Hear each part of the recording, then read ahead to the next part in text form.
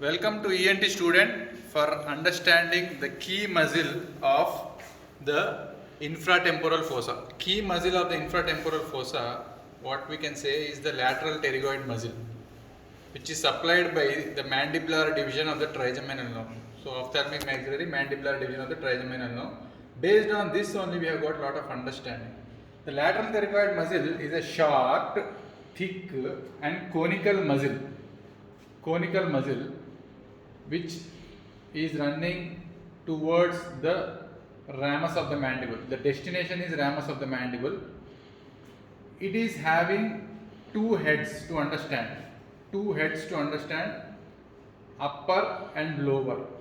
Whereas medial pterygoid has two heads like superficial and deep, lateral pterygoid has got upper and lower.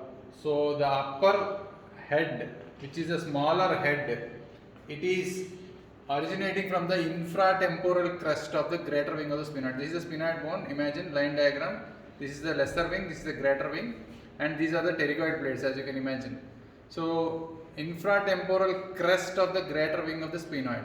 Where is this lateral pterygoid muscle located? This lateral pterygoid muscle is located in the infratemporal fossa. Where is it hanging from? Greater wing of the sphenoid, infratemporal crest. So when greater wing of the sphenoid is one of the superior wall of the lateral infratemporal fossa, the crest will be hanging the lateral pterygoid muscle, as simple as that. This is the upper or smaller head. So upper or smaller head, I am depicting it as a diagram like this. Upper or smaller head runs like this backwards, and it has to go and insert towards the pterygoid fovea of the mandible. Where does it insert? Pterygoid fovea. Why is it pterygoid fovea? When it is attaching the pterygoid muscle, it should be called as pterygoid fovea. If it is attaching lateral pterygoid muscle, it is pterygoid fovea.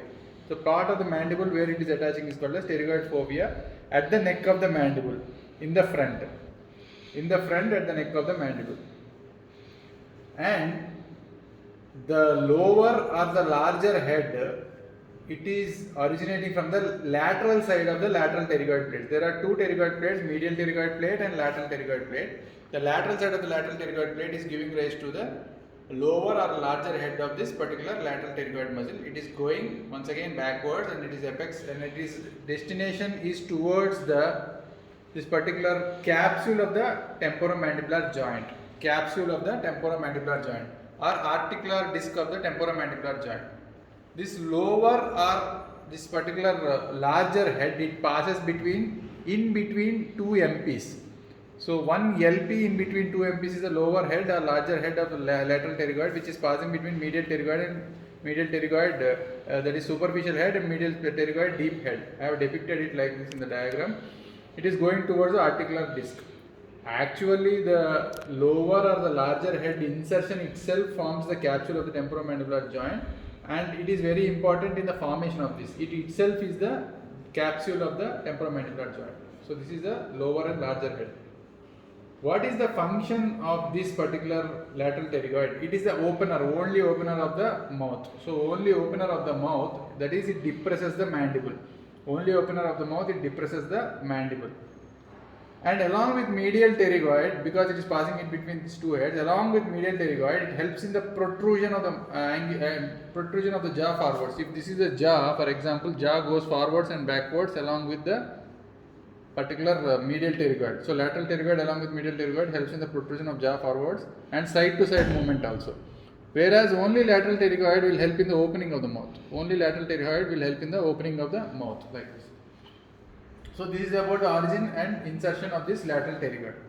Coming to the structures, so if you think that lateral pterygoid is a big landmark for the infratemporal fossa, you can have superficial structures and deep structures. So when you come laterally, the lateral pterygoid, when you come laterally, superficially, so from the outside, for example, this part is the skin, and medial to it will be the ramus of the mandible. So skin, ramus of the mandible. Of course, this particular pterygoid fovea is attachment of the lateral pterygoid. So when you come lateral to it is the ramus of the mandible, number one. The other muscles of mastication like masseter and temporalis. Okay. Medial pterygoid is medially present. Lateral pterygoid is laterally present. And lateral to the lateral pterygoid is masseter and temporalis muscle tendons. okay, temporalis muscle tendons, wherein the angle is the insertion of this masseter, and the coronoid process is the insertion of this temporalis tendon. So these are both are lateral to the lateral pterygoid. And if you take the medial pterygoid superficial head also, medial pterygoid superficial head, as we have seen, the medial pterygoid superficial head is also lateral to this particular lateral pterygoid muscle. Arteries like maxillary artery, very importantly temporal branch which has to go to the temporalis muscle, and masseter branch. So these two muscles are lateral to lateral pterygoid, and even the arteries are also lateral to lateral pterygoid. When you come medial to the lateral pterygoid, so deep to the lateral pterygoid, the important nerve which supplies it itself, that is the mandibular division of the trigeminal nerve itself, is deep to the lateral pterygoid. And you have got the middle meningeal artery. Middle meningeal artery is medial to the lateral pterygoid. That is, foramen spinosum is searched by this middle meningeal artery, it goes to the middle cranial fossa, as you know that. Next is the spinomandibular ligament. From sphenoid to mandible, the spinomandibular ligament is medial to the lateral pterygoid. So once again, these are the deep structures. And as well, you know, the medial pterygoid deep head. So from deepest to superficial, if you take the muscles of mastication, deepest is the medial pterygoid deep head, which is originating from this particular pterygoid, this particular fovea, the pterygoid fossa here.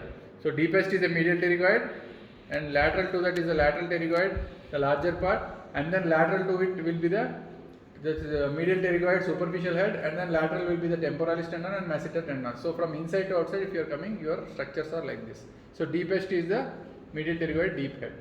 When you say structures above it, above the lateral pterygoid, you can have something like deep temporal nerves. So the nerve to temporal and then nerve to masseter. So temporalis and masseter, they lie above the level of lateral pterygoid.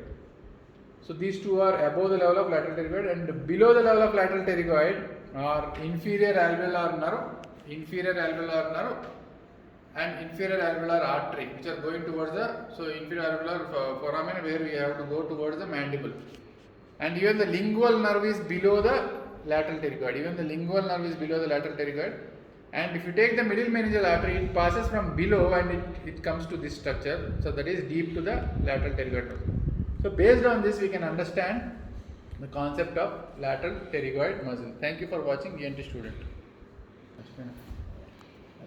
So if we take all these structures, we have to remember the most important thing. So in between the medial pterygoid heads, the lower larger head is passing like this, and in between the heads of this lateral pterygoid, we have the maxillary artery, main maxillary artery, and buccal nerve.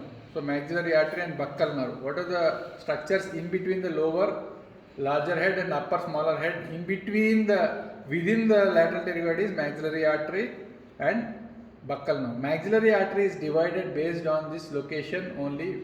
So in front, within, and then behind the lateral pterygoid. So thank you for watching this, and there is a linked video for this for page concept.